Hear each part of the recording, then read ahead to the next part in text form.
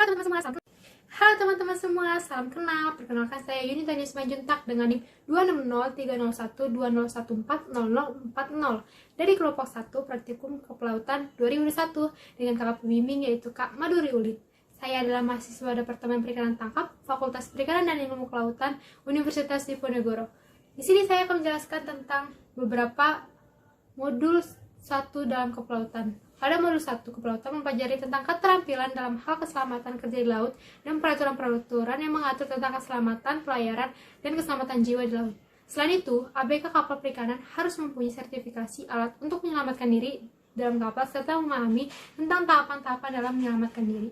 Tujuan dalam modul keamanan dan keselamatan di laut adalah pertama, memahami tentang alat penyelamatan life raft kit, kedua, memahami tentang alat reef fishing kit, ketiga, memahami tentang alat first aid kit, keempat, memahami tentang fasilitas alat penyelamatan, dan yang kelima adalah memahami tentang tahapan-tahapan menyelamatkan diri dari kecelakaan di laut.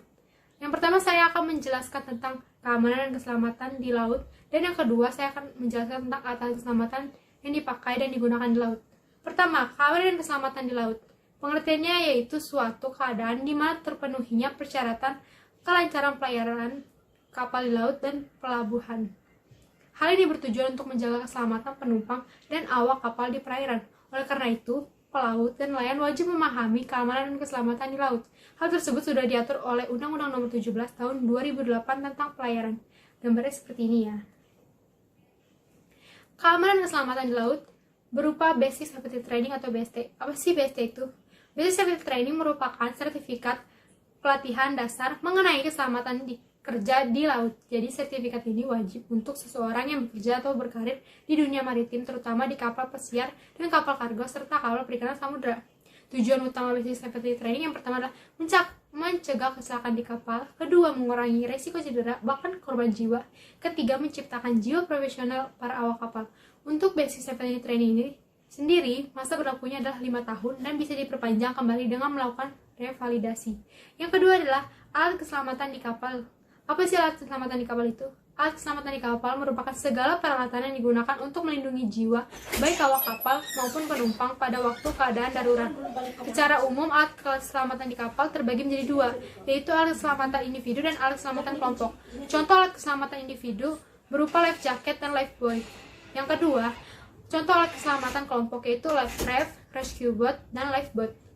Alat keselamatan di kapal ada 9 macam. Berikut gambarnya. Saya akan menjelaskan tentang 9 macam alat keselamatan di kapal. Yang pertama adalah life jacket, berfungsi membantu orang untuk tetap mengapung di atas air dengan posisi hidung dan mulut di atas air untuk membantu bernafas. Yang kedua adalah life buoy, berfungsi membantu orang yang jatuh ke laut agar bisa tetap terapung di air, kemudian ditarik menggunakan tali ke arah kapal tersebut. Yang ketiga adalah protechnis, alat untuk memancarkan bantuan dalam kondisi darurat. Alat ini memiliki 3 jenis, yaitu asap apung atau smoke signal, hand flare untuk di siang hari, dan asap terbang atau parachute signal untuk malam hari. Alat ini terletak di lift craft dan sekoci. Cara kerjanya membuka penutup di bawah dan ditarik di talinya, maka menghasilkan asap ke arah atas. Yang keempat adalah survival craft, berfungsi terdiri dari lift boat, lift craft, dan rescue boat. Dapat menampung 6-24 orang, berfungsi untuk membantu atau mempertahankan jiwa orang-orang yang berada dalam bahaya yang sudah meninggalkan kapal. Yang kelima adalah firefighting applications, yaitu alat-alat pemadam kebakaran yang harus ada di atas kapal, seperti fireman outfit, alat pemadam api ringan, smoke detector, fire hose, dan nozzle. Yang keenam adalah survival suit, yaitu pakaian terdiri dari 2 jenis, yakni immersion suit dan thermal protective aid. Baju ini terletak di lift craft dan sekoci, berjumlah 3 baju.